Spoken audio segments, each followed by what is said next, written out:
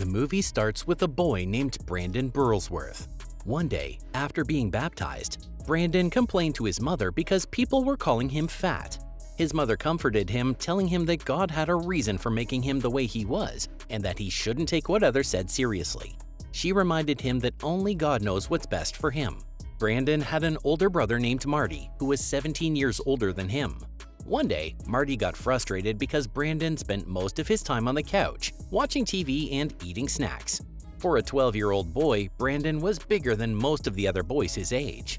No matter what Marty said, Brandon didn't change and continued doing what he liked.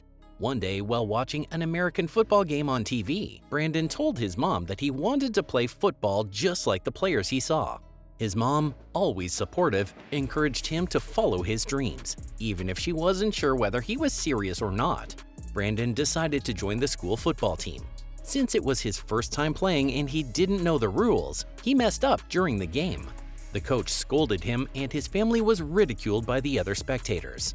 However, a high school coach named Coach Tice, who had been watching, approached Brandon and encouraged him.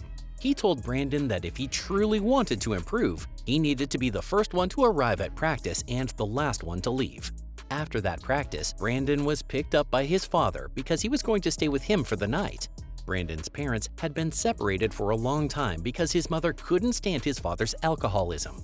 Before leaving, Marty warned their father not to get drunk while Brandon was there. But when Brandon arrived at his father's house, he saw that his father was drunk again. He immediately called to Marty to pick him up. Marty came to take Brandon, and he told his father to stay out of their lives from then on. A few years later, Brandon entered high school and joined the football team there. As Coach Tice had suggested, Brandon made sure he was always the first one to arrive for practice, even before the coach. One day, Coach Tice asked Brandon why he always showed up early, even though he wasn't part of the main team. Brandon was confused and said that he was just doing what he had been told. He then asked Coach Tice if he thought he was wasting his time. Coach Tice told him that when two players achieved the same result, but one of them worked much harder to get there, the one who worked harder would have an easier time keeping up their performance. One day, Brandon and Marty went to watch the University of Arkansas football team practice. They were hoping to get the attention of Coach Bender, who could offer Brandon a scholarship to play for the university team. Brandon dreamed of playing in the NFL. And in order to get there, he needed to first join a college football team and impress the NFL scouts. He told Brandon that he was still too small and underweight to play at the university level. Brandon, however, confidently told the coach that he could grow bigger and stronger. After graduating from high school, Brandon received a scholarship to play for Arkansas Tech University. His family was very excited about the news, but Brandon wasn't happy. Instead of celebrating, he tore up the scholarship letter. Brandon wanted to go to the University of Arkansas, not Arkansas Tech, because that was where he dreamed of playing for the Razorbacks.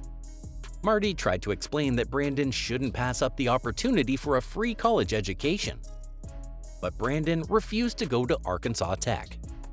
It wasn't until Brandon overheard his mother worrying about the bills one night that he realized how much his mother had sacrificed for him. She had taken out a loan to pay for his tuition at the University of Arkansas. Seeing this, Brandon decided to go to the University of Arkansas.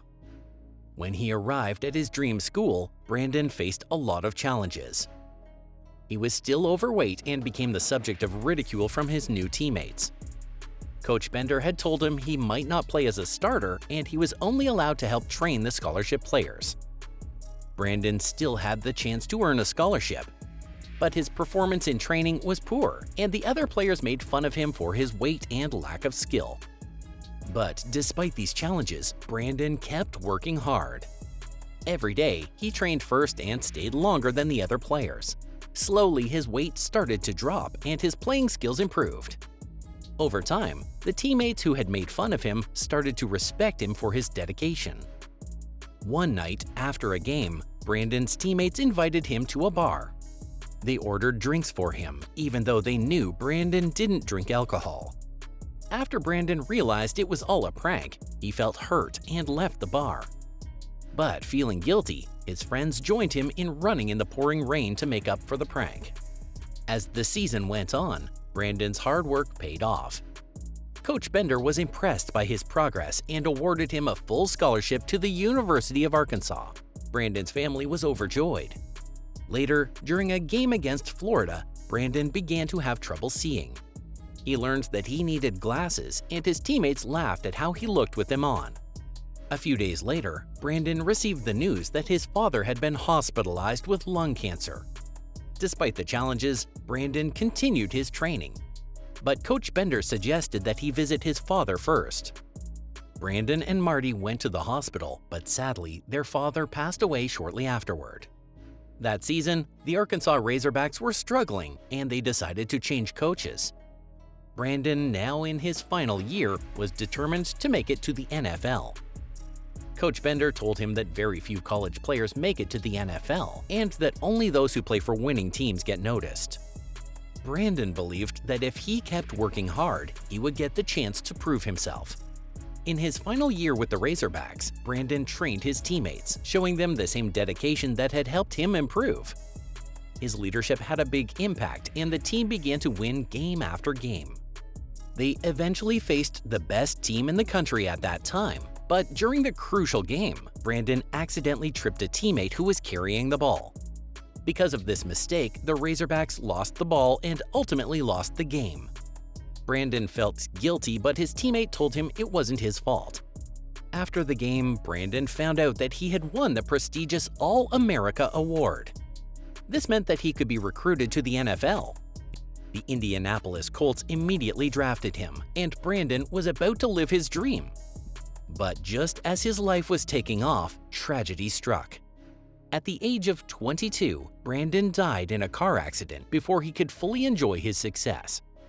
At his funeral, Marty couldn't understand why such a hard-working, kind person like Brandon was taken so soon. His mother, however, reminded him that Brandon had lived a full life and had inspired many people. To honor his memory, the University of Arkansas offered scholarships to talented walk-on players. And the Brandon Burlsworth Foundation was created to help children with visual impairments. In 2010, the Burlsworth Trophy was created and awarded to the best walk-on player in college football.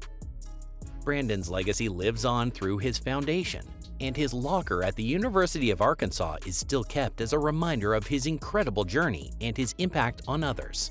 If you found Brandon Burlsworth's journey inspiring, make sure to hit that like button and subscribe for more stories of perseverance and determination. What part of his journey inspired you the most? Drop a comment below and let me know. I'd love to hear your thoughts.